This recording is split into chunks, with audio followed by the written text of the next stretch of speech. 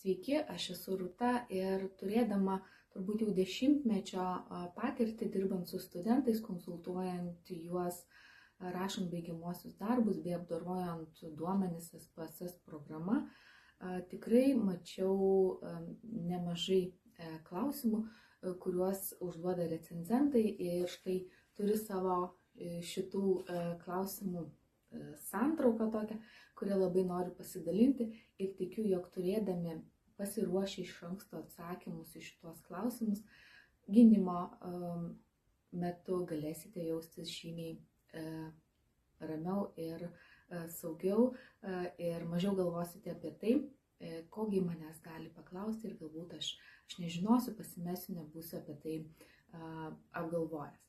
Taigi, 7 klausimai, kurie padės jums pasijausti ramiau. Pirmasis jų.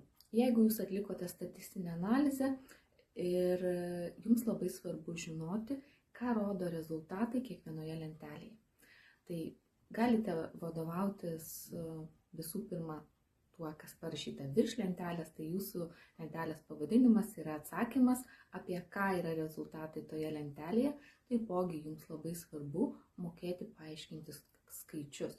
Tai pirmiausia, sugebėti paaiškinti, kokį kriterijų jūs naudojate ir tada paaiškinti, ar buvo nustatyta statistiškai reikšmingų skirtumų, sąsajų ar kažkokių tai prognostinių ryšių.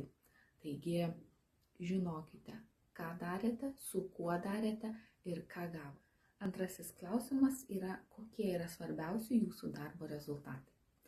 Tai šioje dalyje ir ties šiuo klausimu jums reikėtų mokėti savais žodžiais paaiškinti, kokie yra svarbiausi jūsų darbo rezultatai.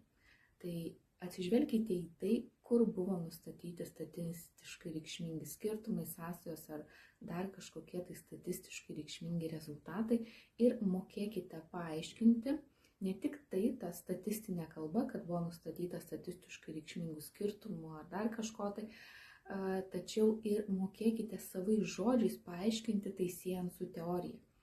Ką tai reiškia tiek moksliškai, tiek praktiškai šitie rezultatai, kuriuos jūs gavote. Ką jie gali pasakyti? Pereiname prie trečio klausimo ir jis yra apie tai, kas naujo jūsų darbe buvo nustatyta mokslui ir praktikai. Tai šita dalis yra labai svarbi apie tai, jog turime prisiminti, kad rašydami akademinį darbą, pirmiausia, mes kuriame vertę mokslui. Taigi, kokias tas nišas, kokius trūkumus mūsų darbas leidžia uždengti ir ką naujo atradome, kas yra svarbu, ko galbūt iki šiol nebuvo, o galbūt tai, kas jau buvo ir mes dar labiau patvirtiname. Atsižvelkite taipogi į tai, galbūt jūsų imtis buvo tokia, kurios mažai kas tyrė. Galbūt dar yra kažkokie tai tyriamųjų požymiai ir būtent jūs atlikote darbą su šitais tyriamaisiais ir tai vėlgi leidžia užpildyti tam tikrą nišą ir papildyti tuos rezultatus, kurie jau iki šiol buvo. Na ir kalbant apie praktiką, tai o ką galima daryti turint jūsų rezultatus? Kuo jūsų rezultatai gali padėti žmonėms, kurie dirba praktikoje?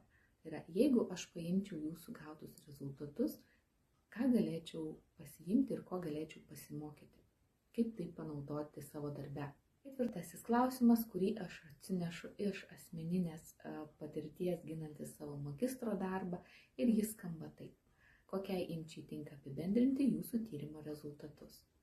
Klausimas, kuris turi pripažinti dažnai daugelį išmuša iš vėžių ir aš sakau, jog tada grįžkite prie savo tyriamųjų skyrelio. Pasižiūrėkite, kokiais požymiais pasižymėjo jūsų tirta imtis, jūsų tyriamieji. Tai buvo lytis, amžius, dar kažkokie tai požymiai, kuriuos jūs tyrėte ir vertinote. Ir pagalvokite, kokiai imčiai, galbūt kokiai geografiniai padėčiai ar dar kažkokiais kitais požymiais remiantis galima apibendrinti ir pritaikyti.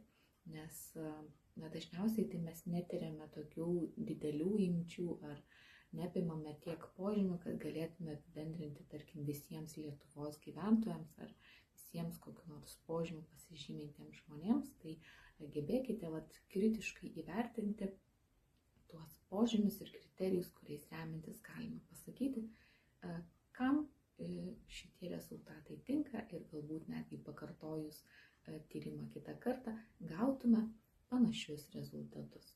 5. klausimas yra apie tai, jeigu atliktumėte tyrimą iš naujo, ką darytumėte kitaip.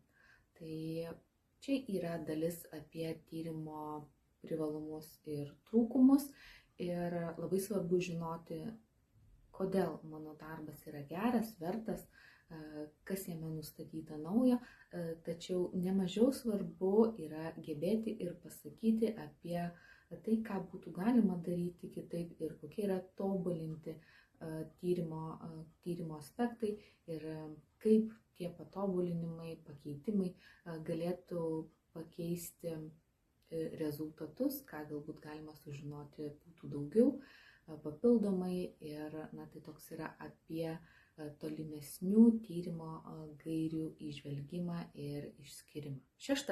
klausimas apie tai, kaip tyrimo rezultatus būtų galima pritaikyti praktikoje.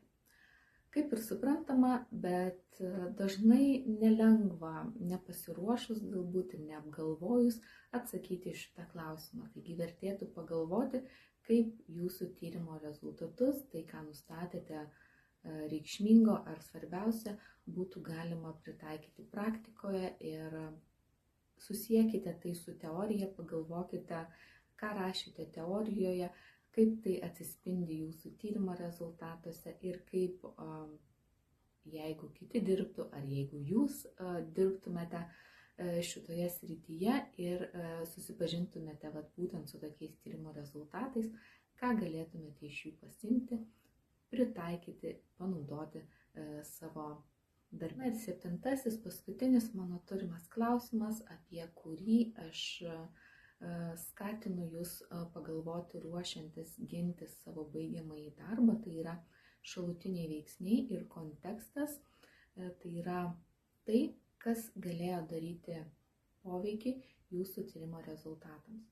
Kitaip sakant, kaip tai, ko jūs savo darbe nevertinote, galėjo prisidėti prie jūsų rezultatų. Ir galbūt netgi kaip pasikeistų jūsų tyrimo rezultatai, ką būtų galima dar pasakyti, jeigu jūs atsižvelgtumėte į tuos veiksnius, kurių nevertinote. Tai yra tokia ir tyrimo privalumų trūkumo ir ateities tyrimo gairių dalis, tačiau jinai taipogi yra labai svarbi, tiek įvertinant bendrai kontekstą, tiek atsakant apie jūsų tyrimo rezultatams svarbius dalykus. Na štai, tai buvo visi klausimai, kuriuos aš buvau pasiruošusi ir kuriais norėjau su jumis pasidalinti. Labai tikiuosi, jog turėdami atsakymus į šitos klausimus jausitės ramiau, saugiau ir mažiau nerimausite stovėdami prieš komisiją ir svarstydami, kogi manęs čia dar gali paklausti.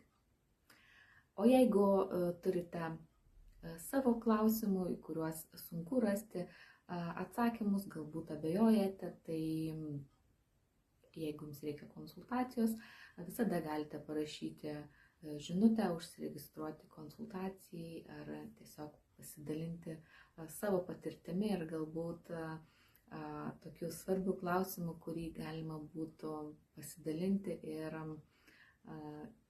kitiems duoti patirtį, ką jiems būtų svarbu žinoti, kad baigiamojo darbo gynime patirtų kuo mažiau streso ir įtampos.